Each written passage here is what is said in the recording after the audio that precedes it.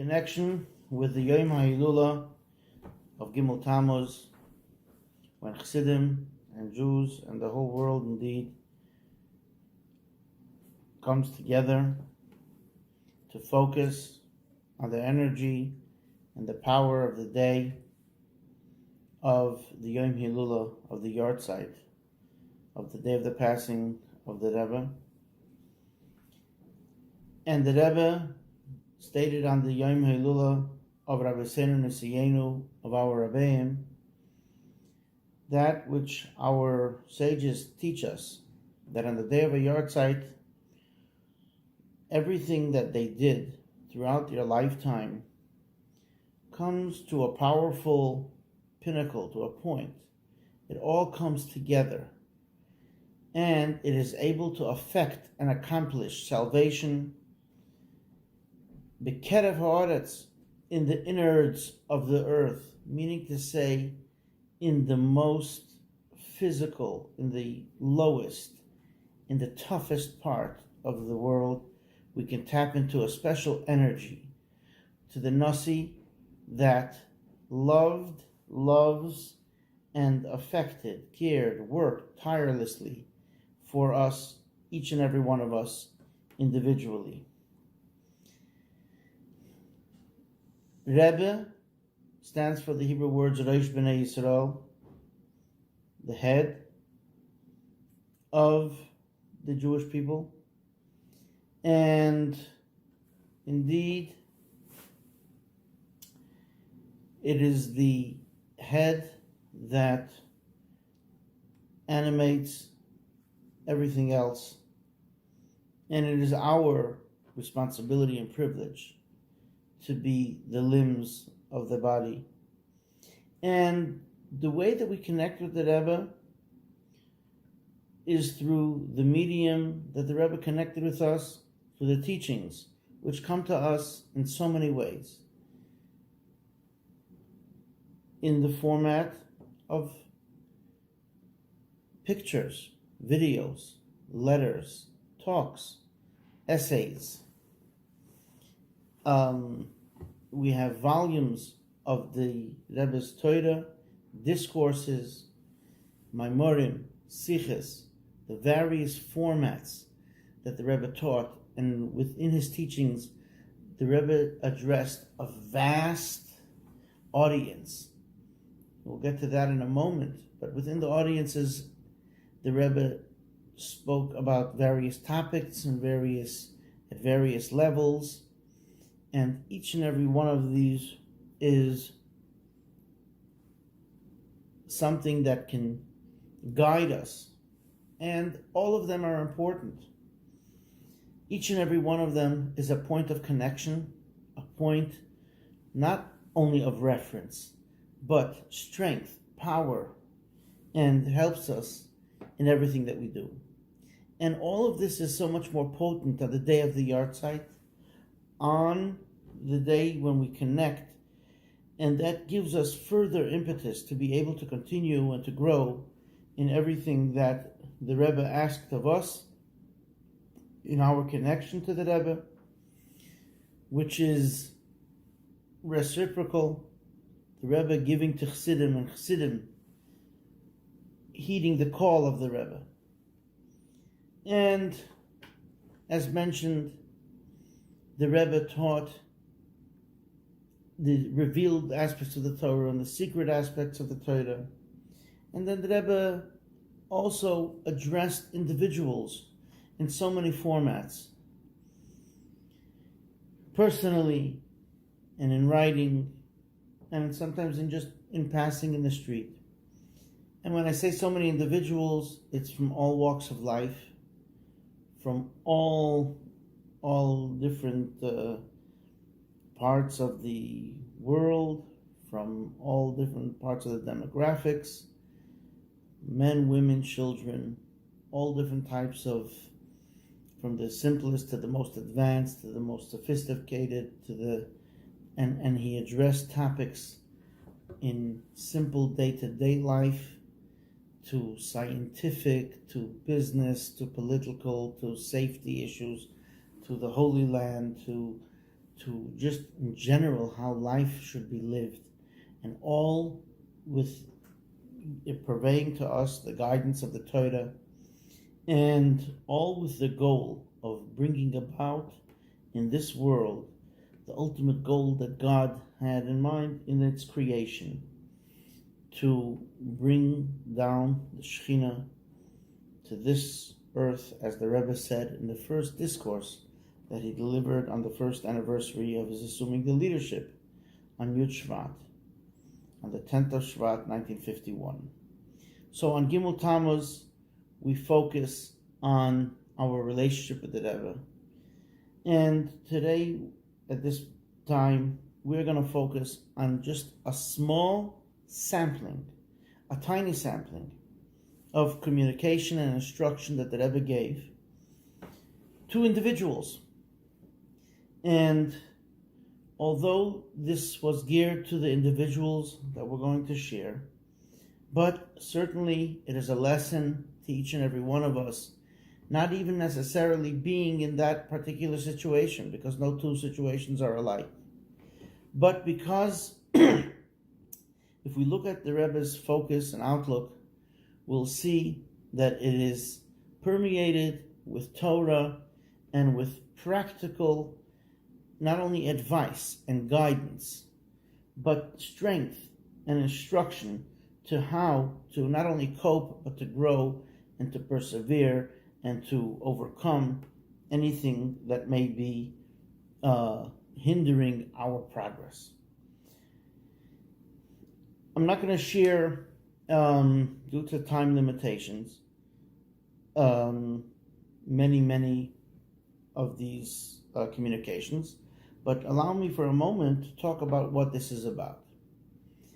For the first, shall we say, 18 years of the Rebbe's leadership, the Rebbe wrote many prolific letters in Lashon Kodesh and in Yiddish, in Hebrew, in the Holy Tongue, and the amount of mail, literally, that reached the Rebbe and the correspondence that the Rebbe answered, we're talking about in the thousands, and many of these letters are printed in volumes called Igros Kodesh, the Rebbe's holy letters.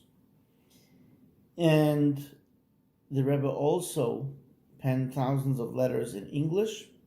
This was prepared by his secretariat, and the Rebbe had various secretaries who prepared the letters in various languages. But as the amount of mail just grew and grew and grew, and even during the time period in the 50s and the 60s, that there were still these longer letters being written, there was, for people who were closer, let's say, and writing more often, the Rebbe gave what we call answers. Answers literally on the letter that somebody wrote, and later on this became more customary. And these answers sometimes were formatted into letters, sometimes they were just given to the person over the telephone, or if they were present, they were able to copy it onto their own copy of the letter that they gave to the Rebbe. Now, if we were to focus on a sampling of these answers, we've chosen for this, to share on the Yom Hilula and Gimmel Tammuz, a sampling that's been shared. It's been shared, not yet shared in English, but it's been shared, and it was published for Gimmel Tammuz last year, 1 year ago, in 5779, in a booklet that was in various Hebrew publications as a supplement. And these answers have been shared in other places as well. But it's a sampling that attempts to touch, to just touch ever so minutely on the vast thousands of communications that the Rebbe gave to thousands of individuals from all walks of life at moments of extreme situations, whether they be painful, happy, or things that their life depended on. These are times that people ask the Rebbe for guidance and help and blessing. And the Rebbe touched and helped them, and sometimes in a detail that would seem so possibly minute or trivial, and at other times the Rebbe's love shines through his concern and his awareness and his connection with the channels of creation of God, of the Creator himself, and giving that to those that seeked out his guidance. And by extension to each and every one of us today, when we seek that guidance, it is available to us. And each and every day, there's more and more available in more and more languages and more mediums, and all types of communication. So the order that we're going to use here is not necessarily in any special order, but it's just to share a little bit of the Rebbe's focus and concern. This will cover sometimes people's personal lives, communal lives, things that some of the shluchim of the Rebbe were working with, and just people who asked the Rebbe about their various concerns. So a certain shliach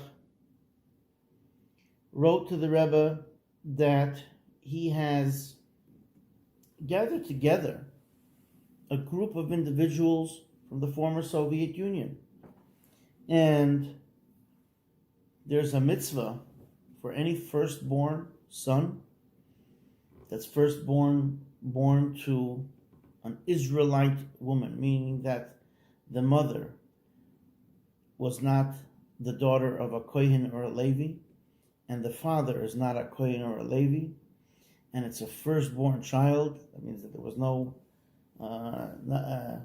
child beforehand that may have not made it for whatever reason. The child had to be born naturally. It's a unique mitzvah called Pidyon Haben, redemption of the firstborn. And at this time, he wrote to the Rebbe that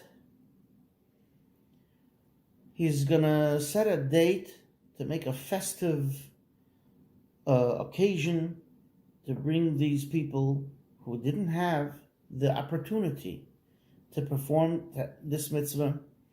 And the halacha is that if somebody's father didn't do it when they were 30 days old, that's when the obligation begins. The father has to do it later, and if not, they have to do it for themselves with the community later on in life. And this is what he was doing. So he wrote to the Rebbe that it's going to be in about 3 months. And the Rebbe answered, a delay, exclamation mark, exclamation mark, and for 3 months, exclamation mark, exclamation mark. The Alter Rebbe in the Siddur, not just in the Shulchan Aruch, where he has his code of Jewish law, the way he explains it with reasons and the verses, etc. But in the Siddur, that's the final word. Writes, from after 30 days, one is transgressing the positive mitzvah of the redemption of the firstborn, the way the Torah instructed, because it has to be on the 30th day and onward. And he writes to the rabbi and he says, his source, the Alter Rebbe's source is, of course, in the Talmudic works, and the Rebbe refers him to look in the works of the Rebbe's own great-great-grandfather, the Shahar HaKoilel, and the Rebbe says this is universal. So how could you push off such a mitzvah? You have the opportunity now. Let's not wait for a time that you can make an occasion. An occasion is nice, but a mitzvah takes priority. And there are ramifications for this person personally in his spiritual growth. Let's do this right away. The Rebbe giving guidance and influencing us to share the mitzvahs, but to do it properly and to prioritize the way we should. So there was unfortunately a parent whose child was injured in an accident. Rahman al-Islam, may God save us from such things. And it was critical, the injury. And they wrote to the Rebbe. And they said, what can we do? How can we help out? Parents are terribly anxious, hoping for the best outcome. And they want to know how to help their daughter. And the Rebbe says in response to your question, how to help your daughter, when the parents will conduct their day-to-day lives like the will of the healer of all flesh, who does wonders, that's of course the Almighty, as it is detailed in the Code of Jewish Law, in the Shulchan Aruch, this increases the success of the procedures that the human healers, the doctors, which the doctors are the emissaries of the healer of all flesh, the Almighty, the children of these parents. And even if the parents feel that it will be tough to change their way of life, the way they've been living until now, who doesn't do something tough for the benefit and for the good of their children? And in the same letter that the parent asked for the blessing and asked for the advice of what they could do for their daughter, they said, maybe we can come to the Rebbe and seek out your counsel and seek out your guidance. So the Rebbe finishes off by saying, to travel to here is not necessary. Because, like we said earlier, what you have to do is, as I've already answered, to live your life the way Torah is asking you to live your life. And the expense that it would cost to travel to here should be given to charity in the merit of your daughter. May she live and be well. And the Rebbe finishes by saying, Askar Alatzi, and I'll pray for you at the holy resting place of the Rebbe's Rebbe, the previous Rebbe, the Rebbe's father-in-law, the holy Tzion, the oil. Now we see something in every answer phenomenal. The Rebbe may not have had acquaintance with the people who wrote the letter.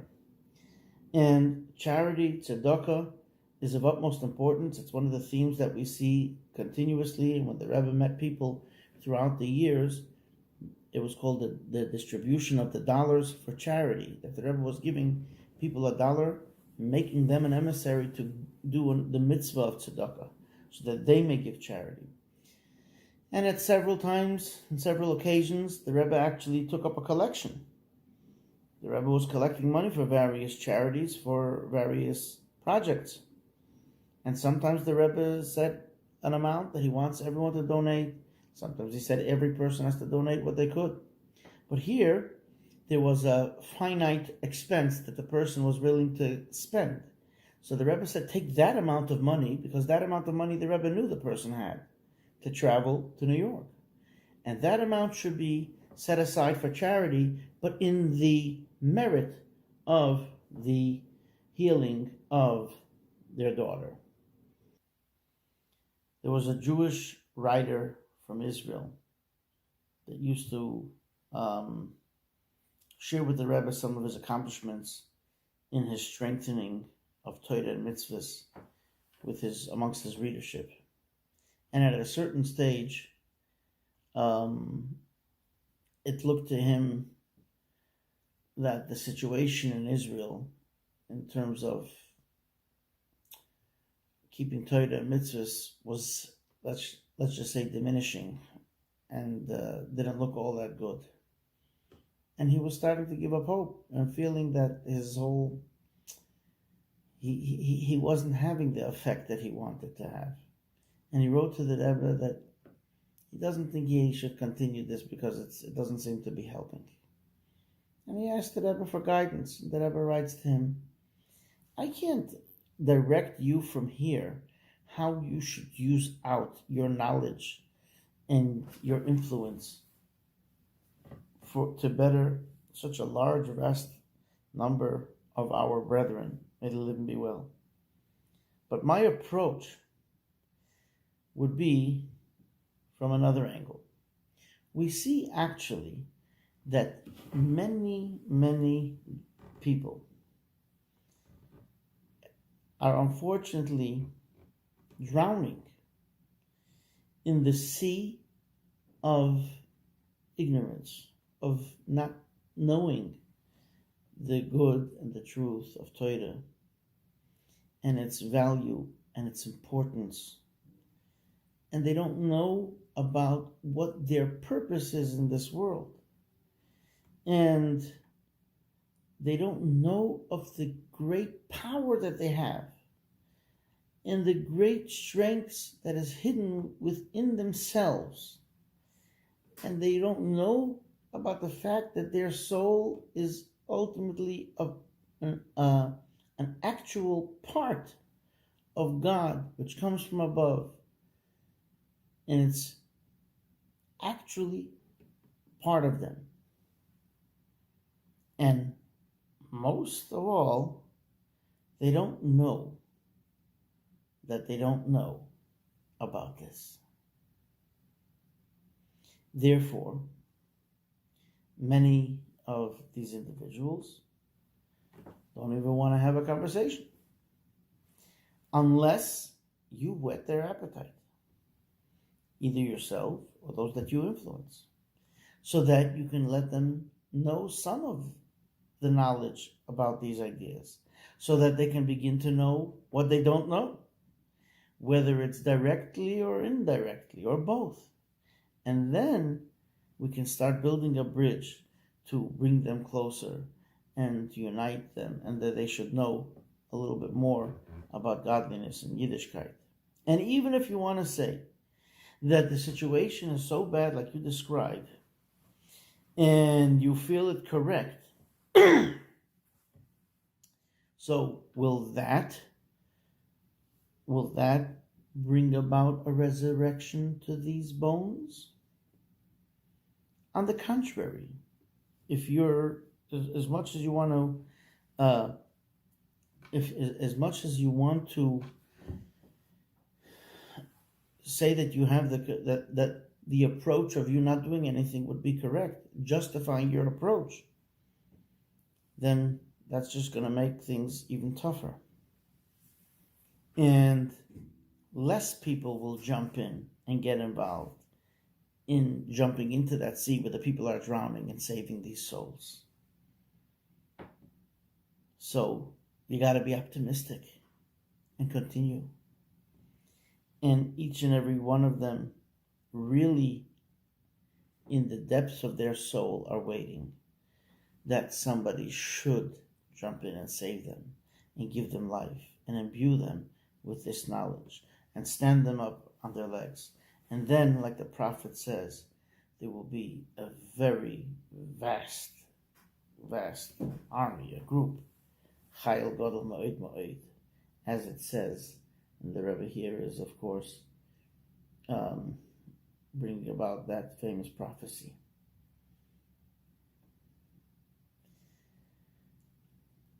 Another one, the Rebbe is asked by a Jew who says, the way God runs the world isn't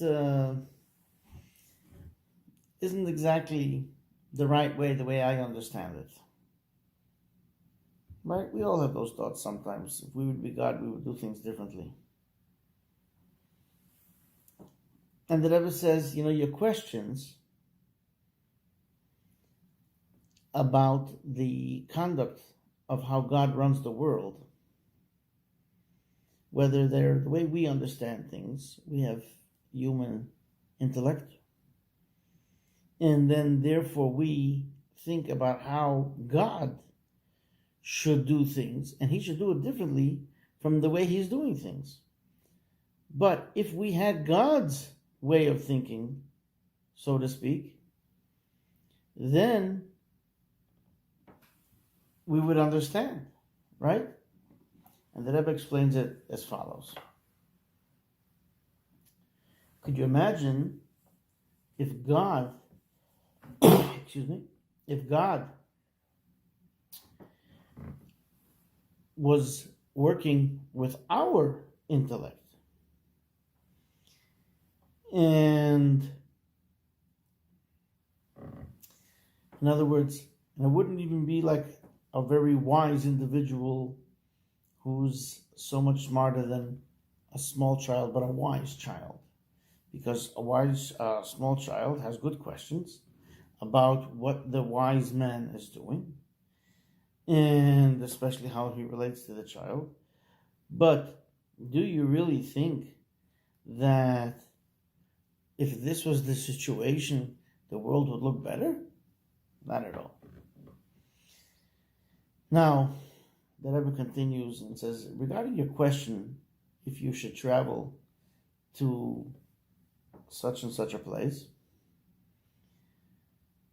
Now, what's very, very important in each and every individual's life is that they have a routine, they have the way their life should be set out with things that they recognize and living a way of life that they'll be successful. And therefore they have to be able to be organized, and they have to be able to run their life according to in a methodical way, and they should be able to have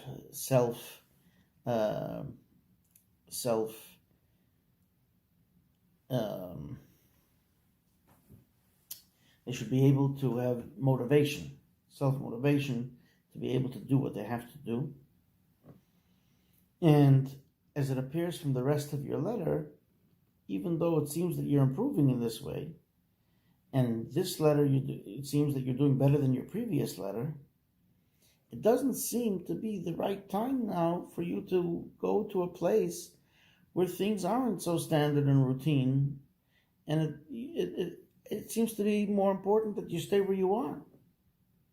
Because if you're going to go to a place without a proper routine, and you don't have your friends that you already know, then life will be even tougher. And it's not going to help you. And then you're going to have a further struggle. And life is going to be harder.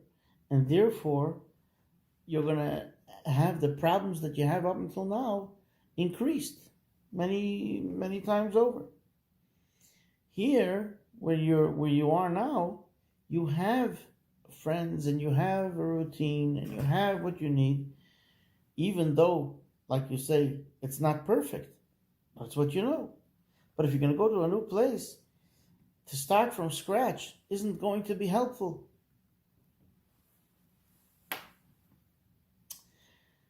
So getting to this one, there was a Jew coming closer and learning more, and he actually had the opportunity to meet the Rebbe in Yechidus private audience.